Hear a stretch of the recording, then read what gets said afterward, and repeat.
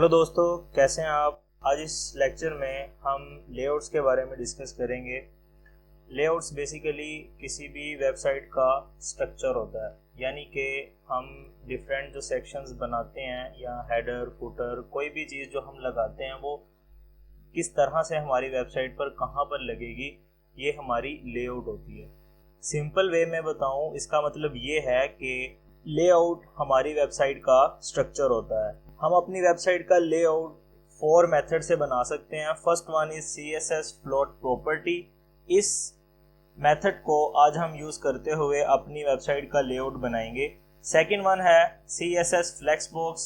ये basically CSS को use करते हुए बनाई जाती है। और third one CSS grid system. ये भी बेसिकली CSS को ही यूज करते हुए लेआउट बनाई जाती है, जो कि हम जब CSS स्टार्ट करेंगे तब हम इसे भी डिस्कस करेंगे। फोर्थ वन है CSS फ्रेमवर्क्स। इसमें हम बूटस्ट्रैप और टेलविंड CSS, इसके अलावा और भी बहुत से फ्रेमवर्क है। इनमें से कोई फ्रेमवर्क यूज करते हुए हम अपनी वेबसाइट को डिजाइन करते हैं। फ्रेमवर्क में बेसिकली CSS बनी बनाई हमारे पास होती है, हम जस्ट उन्हें यूज करते हैं अपनी वेबसाइट को बनाने के लिए। आज हमने जो लेआउट बनानी है वो हम फर्स्ट मेथड से बनाएंगे। आज हम कुछ इस तरह की लेआउट बनाएंगे। टॉप पर हेडर है और बॉटम में फुटर लगा हुआ है, और साइड पर लेफ्ट साइड पर आप देख सकते हैं लिंक 1, लिंक 2, लिंक 3, लिंक 4 लगा हुआ है, जिसने ऑलमोस्ट हमारा जो सेंट्रल पार्ट है उसका 30% एरिया कवर किया हुआ है। और जो राइट साइड पर है, जो कि हमारा मेन कंटेंट होगा, जिसमें हेडिंग है और नीचे पैराग्राफ लगा हुआ है, इसने तकरीबन हमारा 70% एरिया कवर किया हुआ है। अब हम देखते हैं कि इन चीज़ों को हम किन किन टैग का यूज़ करते हुए अपनी वेबसाइट में लगाएंगे। तो हेडर को लगाने के लिए हम हेडर टैग का यूज़ करेंगे, और फुटर को लगाने के लिए हम फुटर टैग का यूज़ करेंगे। और आप ये देख सकते हैं सेंटर में हमारे पास 2 सेक्शन थे। एक हमारा नेव सेक्शन था, यानी कि लिंक वाला सेक्शन था, दूसरा हमारा कंटेंट वाला सेक्शन था। इन दोनों को हम एक सेक्शन के अंदर, यानी कि एक कंटेनर ले लेंगे जो कि हमारा सेक्शन टैग होगा। इस कंटेनर के अंदर हम इन दोनों सेक्शन को लगाएंगे। ठीक है। ये जो राइट साइड पर हमारा सेक्शन है मेन कंटेंट का, इसको हम आर्टिकल टैग के अंदर लगाएंगे। ठीक है। और हमारा जो लेफ्ट साइड पर है जो लिंक लगे हुए हैं, इनको हम नेव टैग के अंदर लगाएंगे। अपने एडिटर पे चलते हैं, देखते हैं हम किस तरह से इस लेआउट को बना सकते हैं। तो हम अपने एडिटर में आ चुके हैं। आप ये देख सकते हैं कि मैंने बेसिक सा एक स्ट्रक्चर लिया हुआ है HTML का, जिसमें हेड टैग है और बॉडी टैग है। ठीक है। हेड टैग के अंदर, टाइटल टैग के अंदर लेआउट लिखा हुआ है। आज हमारा लेआउट का टॉपिक था, तो मैंने यहाँ पे लेआउट लिख दिया। इस सारे स्ट्रक्चर को लिखने के लिए एक शॉर्टकट है। लेट्स से मेरे पास ये कोड नहीं है, तो मैं चाहता हूँ कि जस्ट एक क्लिक से मैं ये अपना बेसिक स्ट्रक्चर ले आऊँ। तो उसे लिखने के लिए हम क्या करेंगे, ये साइन डालेंगे। ठीक है। और एंटर की प्रेस करेंगे तो हमारे पास ये सारा कोड, जो स्टार्टर कोड होगा, वो आ जाएगा। तो मुझे इन चीज़ों की ज़रूरत नहीं है। ठीक है। और मैं क्या करूँगा, इसे फॉर्मेट डॉक्यूमेंट कर लूँगा, और टाइटल यहाँ पे जो डॉक्यूमेंट लिखा हुआ है मैं इसे कट करूँगा और यहाँ पे लिख लूँगा लेआउट।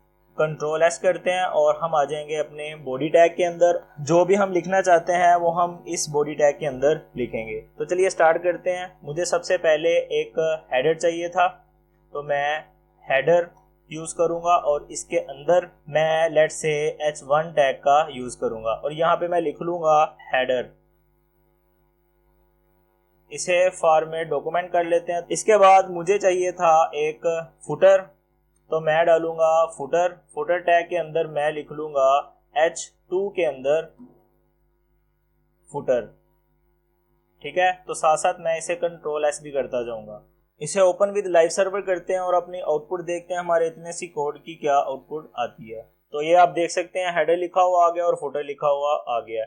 इसे हम बाद में स्टाइल भी कर लेंगे। पहले हम जिन चीज़ों की हमें ज़रूरत है पहले हम उसे लिख लेंगे, और उसके बाद इन सब चीज़ों को एक एक करके डिज़ाइन कर लेंगे CSS के थ्रू।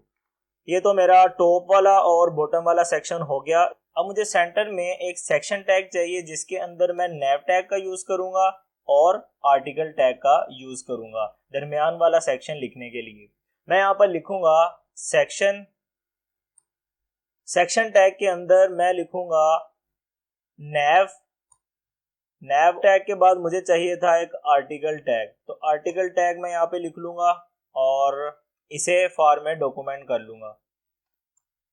नैव टैग के अंदर आप देख सकते हैं मेरे पास लिंक 1, लिंक 2, लिंक 3 और लिंक 4 है। तो मुझे ये लिंक बनाने के लिए क्या करना पड़ेगा, UL टैग का यूज करना पड़ेगा और UL टैग के अंदर मुझे LI चाहिए होंगे और LI कितने चाहिए होंगे, मुझे 4 LI चाहिए होंगे। मैं इसे Ctrl+C करूंगा और 4 टाइम्स पेस्ट कर दूंगा। तो मेरे पास ये 4 लिंक आ चुके हैं। इसके अंदर मैं A टैग का यूज करूंगा, ठीक है। सेकंड लिंक में भी मैं A टैग का यूज करूंगा, थर्ड लिंक में भी मैं A टैग का यूज करूंगा, फोर्थ लिंक में भी मैं A टैग का यूज करूंगा। अब मुझे href में कोई लिंक नहीं देना, तो अगर मैं लिंक नहीं देना चाहता तो यहाँ पे मैं हैश यूज करूंगा, ठीक है। यहाँ पर भी हैश यूज करूंगा और यहाँ पर भी, यहाँ पर भी और यहाँ पर भी मैं हैश यूज करूंगा। उसके अलावा मैं जिस टेक्स्ट को लिंक करना चाहता हूँ वो मैं यहाँ पर लिख दूंगा। तो हमने लिखा हुआ था लिंक 1, तो मैं यहाँ पे लिंक 1 लिख दूंगा, यहाँ पे लिंक 2 लिख दूंगा, यहाँ पर लिंक 3 लिख दूंगा और यहाँ पर लिंक 4 लिख दूंगा। इसे Ctrl+S करते हैं और अपनी आउटपुट चेक करते हैं। तो ये आप देख सकते हैं 4 लिंक मेरे पास आ चुके हैं। अब आहिस्ता आहिस्ता इसे स्टाइल भी करेंगे, आपने टेंशन नहीं लेनी। अब इसके बाद मुझे आर्टिकल टैग के अंदर मुझे एक हेडिंग चाहिए और एक दो पैराग्राफ चाहिए। तो मैं हेडिंग लगाने के लिए यूज करूंगा H1 टैग का और यहाँ पर लिखूंगा हेडिंग और उसके बाद मुझे चाहिए P टैग। मैं चाहता हूँ कि 100 वर्ड्स के 2 पैराग्राफ ले लूँ, तो मैं यहाँ पे P टैग का यूज करूंगा और lorem 100 टाइप करूंगा और एंटर करूंगा तो मेरे पास 100 वर्ड्स का पैराग्राफ आ जाएगा। अब ये देखें मेरी जो स्क्रीन है इस पे मेरा ये टेक्स्ट पूरा नहीं आ रहा, तो मैं व्यू पर जाऊंगा और यहाँ पर वर्ड रैप कर दूंगा, तो जितना भी मेरा टेक्स्ट होगा मेरी स्क्रीन के लिहाज से एडजस्ट हो जाएगा। उसके बाद मुझे ये पैराग्राफ एक और चाहिए, तो मैं क्या करूंगा, इसे Ctrl+C करूंगा और नीचे पेस्ट कर दूंगा। तो इसे Ctrl+S करते हैं और अपनी आउटपुट चेक करते हैं हमारी आउटपुट क्या आती है। अब ये देख सकते हैं मैंने एक हेडिंग ली थी, तो मेरी हेडिंग आ चुकी है और 2 मैंने पैराग्राफ लिए थे, दोनों आ चुके हैं। इसे फॉर्मेट डॉक्यूमेंट करते हैं ताकि हमारा जो कोड है वो अच्छी फॉर्मेट में आ जाए। अब हम अपनी लेआउट को स्टाइल करेंगे, तो स्टाइल करने के लिए हम अपने हेड टैग में जाएंगे और यहाँ पर लिखेंगे स्टाइल लिखने के बाद यहाँ पर मुझे चाहिए स्टार के बाद चाहिए कर्ली ब्रेसेस और कर्ली ब्रेसेस के बाद मैं लिखूँगा बॉक्स साइजिंग बॉर्डर बॉक्स, ठीक है। जब भी आपने वेबसाइट बनानी है आप ये लिखेंगे ही लिखेंगे। इसके बाद मैं चाहता हूँ मेरी बॉडी में जितना भी टेक्स्ट है उसे एक ही फ़ॉन्ट स्टाइल मिल जाए, तो उसके लिए मुझे लिखना पड़ेगा बॉडी। उसके बाद कर्ली ब्रेसेस फ़ॉन्ट फैमिली देना चाहता हूँ, उसके लिए मैं फ़ॉन्ट फैमिली सेलेक्ट करूँगा और यहाँ से मैं जो भी फ़ॉन्ट फैमिली देना चाहता हूँ उसे मैं सेलेक्ट कर लूँगा। लेट से मैं वर्डाना ये वाला सेलेक्ट करना चाहता हूँ, ठीक है। उसके बाद ये जो हमने वर्डाना सेलेक्ट किया है, हम इसकी पहले आउटपुट देखते हैं हमारा जो टेक्स्ट है वो वर्डाना में आया या नहीं आया। तो ये आप देख सकते हैं जो जितना भी टेक्स्ट था वो वर्डाना में चेंज हो चुका है। अब हम सबसे पहले स्टाइल करेंगे हेडर को, तो मैं यहाँ पे लिख लेता हूँ हेडर और हमने टैग यूज़ किया था हेडर का। हेडर लगाने के लिए तो हम यहाँ पर जस्ट हेडर लिखेंगे और कर्ली ब्रेसेस के अंदर हेडर को हम एडिट कर सकते हैं। तो मैं सबसे पहले इसे बैकग्राउंड कलर देना चाहूँगा, तो हम लिखेंगे बैकग्राउंड कलर और यहाँ पे हम सेलेक्ट कर लेंगे ब्लैक, क्योंकि मुझे ब्लैक बहुत पसंद है तो हम ब्लैक सेलेक्ट करेंगे। आप जो मर्ज़ी अपनी मर्ज़ी से सिलेक्ट कर सकते हैं। और यहाँ पर हम पैडिंग देंगे, पैडिंग हम देंगे 30 px। तो हम अपनी आउटपुट चेक करते हैं, पहले हमारी आउटपुट क्या आती है। तो ये आप देख सकते हैं इसका जो बैकग्राउंड कलर है वो चेंज हो चुका है। और पहले हम अपने टेक्स्ट को कलर दे देते हैं वाइट, तो हमें इसके लिए लिखना पड़ेगा कलर यहाँ पे हम सेलेक्ट करेंगे वाइट। ठीक है, अब हम अपनी आउटपुट देखते हैं तो ये आप देख सकते हैं हेडिंग लग चुकी है। तो आपने गौर किया होगा कि ऊपर और नीचे से और साइडों से पैडिंग लग चुकी है। ठीक है, तो ये सारा कमाल है पैडिंग का। अगर मैं पैडिंग नहीं देता, ये जो मैंने पैडिंग 30px दी है, अगर ये मैं नहीं देता, मैं इसे कमेंट करता हूँ। अब हम अपनी आउटपुट देखते हैं तो ये देखें लेफ़्ट राइट से भी पैडिंग नहीं है और ऊपर नीचे से भी पैडिंग नहीं है। पैडिंग का मतलब आपको समझ आ गया होगा। बेसिकली एक कंटेनर के अंदर हम जो स्पेस देना चाहते हैं, यानी कि इस टेक्स्ट और इस ब्लैक कंटेनर के ऊपर और नीचे जो हम स्पेस देना चाहते हैं, उसके लिए हम यूज़ करते हैं पैडिंग का। तो यहाँ पे ये जो मैंने कमेंट किया है इसे मैं कमेंट से निकाल दूंगा। और हम और स्टाइल करना चाहेंगे अपने हेडर को, उसके लिए हमें क्या करना पड़ेगा। अब मैं चाहता हूँ ये जो मेरा हेडिंग लिखा हुआ आ रहा है ये मेरा इधर सेंटर में आ जाए। तो इसके लिए मुझे क्या करना पड़ेगा, मुझे अपनी हेडिंग को सेंटर में लाने के लिए यहाँ पर लिखना पड़ेगा टेक्स्ट अलाइन सेंटर, CENTER। तो इसे Ctrl+S करते हैं तो ये देखें ये जो मेरा हेडर है वो दरमियान में आ चुका है।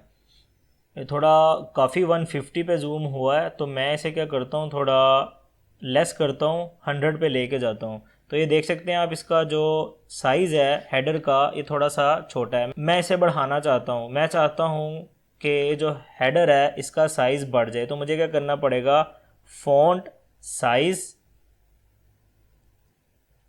साइज़ लिखना पड़ेगा और यहाँ पे मैं अपनी मर्ज़ी से साइज़ दे सकता हूँ। तो मैं चाहता हूँ 35px हो जाए। तो अब चेक करते हैं तो आप ये देख सकते हैं इसका जो साइज़ है काफ़ी बड़ा हो चुका है। तो मैं इतना ज़्यादा बड़ा नहीं चाहता, मैं चाहता हूँ थोड़ा छोटा हो जाए। तो इसके लिए मुझे क्या करना पड़ेगा, यहाँ पे इसे 35 की जगह पे मैं इसे 25 कर दूँगा।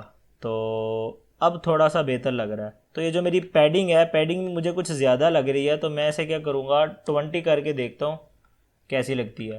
तो थोड़ी सी बेहतर लग रही है, 20px काफ़ी है।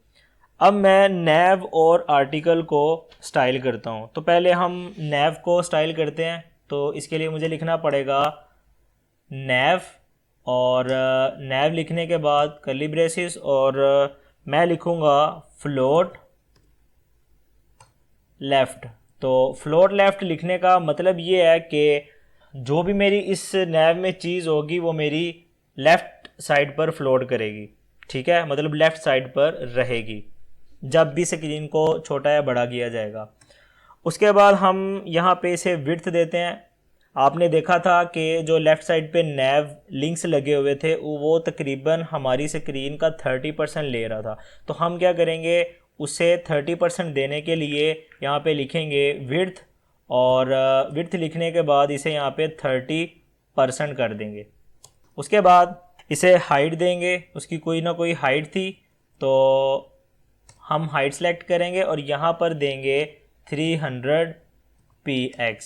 अब हम अपनी आउटपुट देखते हैं हमारी आउटपुट किस तरह से दिखाई देती है। तो आप देख सकते हैं। अच्छा, अगर मैं फ्लोट का यूज़ नहीं करता, लेट से मैं फ्लोट का यूज़ नहीं करता, फ्लोट लेफ़्ट का, इसे मैं कमेंट आउट करता हूँ और इसे Ctrl+S करते हैं, तो आपने कुछ नोट किया होगा ये जो मेरे लिंक्स हैं और इसके साथ नीचे टेक्स्ट है एक दूसरे के ऊपर नीचे आ गया है, मतलब कॉलम में आ गया। अगर मैं इसे चाहता हूँ कि इधर लिंक्स हों लेफ़्ट साइड पर और राइट साइड पर ये जो मेरा हेडिंग वाला सेक्शन है जो कि मैंने आर्टिकल टैग में लगाया था ये मेरा ऊपर आ जाए, इसके साथ आ जाए, तो उसके लिए मुझे क्या करना पड़ेगा, फ्लोट लेफ़्ट करना पड़ेगा। अब मैं चाहता हूँ कि इसे कोई ना कोई बैकग्राउंड कलर लग जाए। जो मेरे लिंक्स हैं इसे मैं बैकग्राउंड कलर दे दूँ ताकि थोड़ा सा प्यारा लगे। इसके लिए हम लिखेंगे बैकग्राउंड कलर और यहाँ पे मैं दे दूँगा इसे ग्रे। तो आउटपुट चेक करते हैं हमारी, तो ये आप देख सकते हैं इसके बैकग्राउंड में कलर अप्लाई हो चुका है। इसके साथ साथ मैं इसे देना चाहूँगा पैडिंग भी। ये आप देख सकते हैं बिल्कुल ये जो लिंक्स हैं साथ चिपके हुए हैं, मैं चाहता हूँ ये थोड़ा सा यहाँ से दूर हो जाएँ, तो मुझे पैडिंग देनी पड़ेगी, पैडिंग, और यहाँ पे मैं पैडिंग दे दूँगा 20px। अब आउटपुट देखते हैं तो आप ये देख सकते हैं थोड़ा दूर आ चुका है। अगर आप और दूर करना चाहते हैं तो इसे 20 की बजाय 30 कर दें। ये तो हमने स्टाइल कर लिया, बैकग्राउंड भी लगा दिया, पैडिंग भी दे दी। अब मैं चाहता हूँ ये जो लिंक के साथ डॉट लगे हुए हैं ये रिमूव हो जाए, ठीक है, सिंपल टेक्स्ट लिखा हुआ आ जाए। तो मुझे उसके लिए करना पड़ेगा नैव के अंदर जो यूएल लगे हुए हैं, ये देखें आप, ये जो नैव के अंदर हमने यूएल लगाए थे उसे हम एडिट करेंगे। जब उसे एडिट करेंगे तो ये जो मेरा अंडरलाइन और ये जो डॉट नज़र आ रहे हैं मुझे, ये मेरे ठीक हो जाएंगे। तो उसके लिए मुझे क्या करना पड़ेगा, यहाँ पे पहले हम कमेंट आउट करके लिख लेते हैं स्टाइल लिस्ट, और यहाँ पे हम लिखते हैं नैव, और इसके बाद मुझे लिखना पड़ेगा यूएल और कर्ली ब्रेसेस के अंदर हम लिखेंगे लिस्ट स्टाइल, और यहाँ पे मुझे लिखना पड़ेगा लिस्ट स्टाइल टाइप, यानी कि स्टाइल के बाद मुझे टाइप भी लिखना पड़ेगा, और यहाँ पे मुझे लिखना पड़ेगा नन। तो अपनी आउटपुट देखते हैं, तो ये देख सकते हैं जो डॉट लगे हुए थे वो रिमूव हो चुके हैं, ठीक है। लिस्ट स्टाइल टाइप से हमारी जो डॉट लगे हुए थे लिंक्स के साथ वो रिमूव हो चुके हैं। अब हम आर्टिकल को स्टाइल करते हैं। पहले हम कमेंट आउट करके लिख लेंगे स्टाइल आर्टिकल, या मेन कंटेंट हम कुछ भी लिख लेंगे, मेन कंटेंट, ठीक है। इसके बाद हम लिखेंगे आर्टिकल, क्योंकि हमने आर्टिकल टैग का यूज़ किया था तो हम जस्ट आर्टिकल लिखेंगे और कर्ली ब्रेसेस के बाद हम इसे स्टाइल करेंगे। तो मैं पहले क्या करूँगा, फ्लोट लेफ़्ट कर दूँगा जैसे मैंने नैव के लिए लिखा था। फ्लोट लेफ़्ट के बाद हम लिखेंगे पैडिंग, जो कि पैडिंग लिखने से होगा क्या, जो मेरा आर्टिकल वाला सेक्शन था वो हमारा नैव के साथ बिल्कुल चिपका हुआ था, तो उसमें स्पेस देने के लिए हम पैडिंग का यूज़ करेंगे। यहाँ पे मैं 20px पैडिंग दूंगा। उसके बाद हम लिखेंगे विड्थ इसे आपको पता ही है हमने 70% विड्थ देनी है, तो 70%। उसके बाद हम बैकग्राउंड कलर देंगे, तो बैकग्राउंड कलर हम इसे वाइट देंगे, ठीक है। फिर उसके बाद हम इसे कोई ना कोई हाइट देंगे, ठीक है, जैसे हमने नैव को हाइट दी थी सेम उसी तरह से हम इसे भी हाइट देंगे। हाइट हमने उसे 300px दी थी, इसे भी हम 300px देंगे ताकि दोनों की हाइट सेम रहे और ऊपर नीचे ना हो। अब हम इसे कंट्रोल एस करते हैं और अपनी आउटपुट चेक करते हैं, तो आप देख सकते हैं ये स्टाइल हो चुका है। अभी हमारा फुटर रहता है, अभी तक हमने फुटर को स्टाइल नहीं किया, अब हम उसे भी स्टाइल करेंगे। तो बाकी जो चीज़ें चल रही हैं वो हमारी मर्ज़ी के मुताबिक चल रही हैं, जैसे जैसे हमने लिखा था ये वैसे वैसे स्टाइल हो चुका है। अब हम एक छोटा सा काम करेंगे, वो ये कि मैं चाहता हूँ कि फ्लोट करना बंद हो जाए जैसे ही मेरे जो दोनों सेक्शन हैं नैव और आर्टिकल कॉलम्स में आ जाएं, यानी कि ऊपर नीचे कॉलम्स में आ जाएं, यानी कि हमारा नैव ऊपर आ जाए और आर्टिकल नीचे आ जाए, तब ये जो फ्लोट लेफ़्ट हमने लिखा हुआ है ये क्या हो जाए, ख़त्म हो जाए। तो उसके लिए मुझे क्या करना पड़ेगा, यहाँ पे पहले मैं लिखूँगा कमेंट में क्लियर फ्लोट्स आफ्टर कॉलम्स, यहाँ पे मैं ये लिख लूँगा ताकि मुझे पता हो मैंने क्या काम किया है। तो यहाँ पे मैं लिखूँगा सेक्शन, 2 कॉलन डालूँगा और यहाँ पे लिखूँगा आफ्टर कर्ली ब्रेसेस, और इसके अंदर मुझे लिखना पड़ेगा कंटेंट और डबल कोटेशन डाल दूँगा, ठीक है। फिर उसके बाद हम क्या करेंगे, डिस्प्ले लिखने के बाद हम लिखेंगे टेबल, ठीक है। उसके बाद हम लिखेंगे क्लियर बोथ, ठीक है। तो इससे क्या होगा, हमारा जो फ्लोट वाला सिस्टम है जैसे ही वो कॉलम में आ जाएंगे दोनों सेक्शन, हमारा जो फ्लोट वाला काम है वो ख़त्म हो जाएगा। अब हम फुटर को स्टाइल करते हैं। तो फुटर को स्टाइल करने से पहले हम क्या करेंगे कि यहाँ पे कमेंट करके लिख लेंगे फुटर, और उसके बाद हम लिखेंगे फुटर और कर्ली ब्रेसेस, और इसके नीचे हम इसे स्टाइल करेंगे। पहले हम इसे कोई ना कोई बैकग्राउंड कलर देते हैं। बैकग्राउंड कलर हमने हेडर को ब्लैक दिया था, इसे भी ब्लैक दे देंगे, और टेक्स्ट का कलर हमने वाइट रखा था ऊपर भी, इसे भी हम वाइट कलर दे देंगे, ठीक है। अब हम सेम वही काम, फुटर जो है वो मैं दरमियान में चाहता हूँ, ठीक है। तो उसके लिए मुझे क्या करना पड़ेगा, टेक्स्ट अलाइन सेंटर लिखना पड़ेगा जैसे मैंने हेडर में लिखा था, ठीक है। अब हम अपनी आउटपुट चेक करते हैं हमारी आउटपुट क्या आती है। तो आप ये देख सकते हैं जो हमारा फुटर है उसे बैकग्राउंड कलर भी अप्लाई हो चुका है और उसका जो फुटर का जो खुद का टेक्स्ट है वो वाइट हो चुका है। तो यहाँ पे जो हमने अपने आर्टिकल टैग में 2 पैराग्राफ लिए थे, हम एक पैराग्राफ को कट कर देते हैं। तो हम यहाँ पे आके जो दूसरा पैराग्राफ है इसे कमेंट आउट कर देंगे और अब हम अपने आउटपुट चेक करते हैं। अब हमारी आउटपुट ठीक आ रही है। ठीक है, हमने दरअसल जो टेक्स्ट था वो ज़्यादा ले लिया था। जैसे ही मैंने टेक्स्ट कम किया तो मेरी जो लेआउट थी, जो हमने सोची हुई थी, सबसे पहले हमने देखी थी, हमारी उस जैसी आउटपुट आ रही है। हमने सारा काम तो कर लिया। जैसे ही मैं इसकी स्क्रीन को छोटा करूँगा तो आप ये देख सकते हैं ये कॉलम में नहीं आ रहा। मैं चाहता हूँ कि ये बिल्कुल रिस्पॉन्सिव बने। इससे मुराद क्या है, आपने टेंशन नहीं लेनी। ये जो नेक्स्ट लेक्चर होगा उसमें मैं डिटेल में रिस्पॉन्सिव के बारे में बताऊंगा और आगे डिटेल में इसके बारे में हम डिस्कस करेंगे। अब हम अपनी लेआउट को थोड़ा सा रिस्पॉन्सिव भी करके देखते हैं आखिर रिस्पॉन्सिव करते कैसे हैं। ठीक है, तो जैसे ही स्क्रीन को छोटा किया जाए, मैं चाहता हूँ ये मेरा जो लिंक वाला सेक्शन है ये ऊपर आ जाए और ये जो मेरा मेन कंटेंट है ये नीचे चला जाए। ठीक है, तो उसके लिए मुझे क्या करना पड़ेगा, अपने एडिटर में आके मैं क्या करूँगा, मीडिया क्यूरी का यूज़ करूँगा। तो पहले हम यहाँ पे कमेंट करके लिख लेंगे फॉर रिस्पॉन्सिव। मैं रिस्पॉन्सिव के लिए कोडिंग करने लगा हूँ। तो मुझे यहाँ पे लिखना पड़ेगा, बिल्कुल छोटा सा कोड है, आपने टेंशन नहीं लेनी। यहाँ पर हम लिखेंगे @मीडिया और उसके बाद राउंड ब्रेसेस आएंगी और उसके अंदर हम लिखेंगे मैक्स विड्थ, कॉलन डालेंगे और यहाँ पे लिखेंगे 600px। 600px का मतलब ये है जैसे ही मेरी स्क्रीन 600px पे आएगी, स्मॉल होगी, तो इसके बाद जो मैं कोड लिखूंगा वो परफॉर्म हो जाए। ठीक है, तो बाकी का कोड लिखने के लिए हमें कर्ली ब्रेसेस लगानी पड़ेंगी और यहाँ पर मैं क्या करूँगा, ये जो मेरा दरमियान वाला सेक्शन था, यानी कि मैं ये जो दरमियान वाला सेक्शन है मेरा, ये वाला नैव वाला और आर्टिकल वाला, मैं इसे एडिट करूँगा। तो इसे एडिट करने के लिए मुझे क्या करना पड़ेगा, नैव टैग लेना पड़ेगा। ठीक है, नैव और उसके बाद कोमा और फिर यहाँ पे मैं आर्टिकल को भी एडिट करना चाहता हूँ। ठीक है, तो आर्टिकल लिखूँगा, फिर उसके बाद कर्ली ब्रेसेस आएंगी और यहाँ पे मैं क्या करूँगा, जैसे ही मेरी स्क्रीन 600px पे आए तो वो क्या करे, वो फुल विड्थ ले ले स्क्रीन की। इसे मुराद ये है कि जो मेरा लिंक वाला सेक्शन है, जैसे मेरी स्क्रीन छोटी हो तो ये पूरा का पूरा जो एरिया है ये कवर कर जाए। तो उसके लिए मैं क्या लिखूँगा, विड्थ, यानी कि इसकी जो विड्थ है वो 100% हो जाए इस स्क्रीन पे आके। ठीक है, 600px पे आके, और हाइट इसकी क्या हो जाए, ऑटो। अब हम अपनी आउटपुट देखते हैं स्मॉल स्क्रीन पे कि जो हमने सोचा था वो आया कि नहीं आया।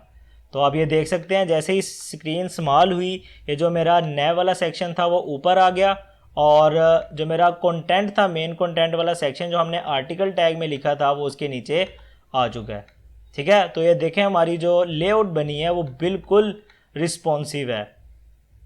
तो ये देख सकते हैं आप, जैसे ही 600px पे आएगी। अब यहाँ पे आपके लिए एक छोटा सा काम है, ये जो आपको लिंक 1, लिंक 2, लिंक 3 और लिंक 4 नज़र आ रहे हैं, ये ब्लू कलर में है और ये अंडरलाइन है। तो आपके लिए एक छोटा सा टास्क है, वो ये कि जो लिंक नज़र आ रहे हैं आपको ब्लू कलर में और ये अंडरलाइन है, आप ये दोनों चीज़ें करेंगे, इसका कलर भी चेंज करेंगे और इसका जो अंडरलाइन है वो भी रिमूव करेंगे खुद से। मिलते हैं नेक्स्ट वीडियो में, तब तक के लिए अल्लाह हाफिज़।